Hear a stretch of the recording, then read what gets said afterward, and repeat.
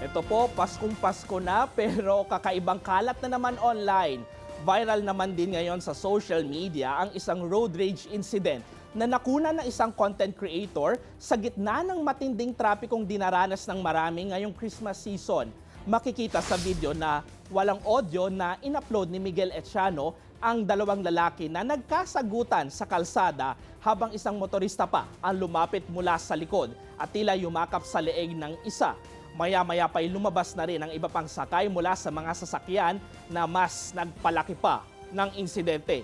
Sinubukan na rin tumulong ng ibang mga motorista para pakalmahin ang sitwasyon. Ayon sa uploader, pagod ang maraming motorista na nagdulot ng tensyon sa kalsada. Kaya paalala po sa publiko na habaan ang pasensya, huminga ng malalim bago magtaas ng boses at piliin ang kapayapaan at maayos na komunikasyon para maiwasan ang gulo sa kalsada ngayong Kapaskuhan.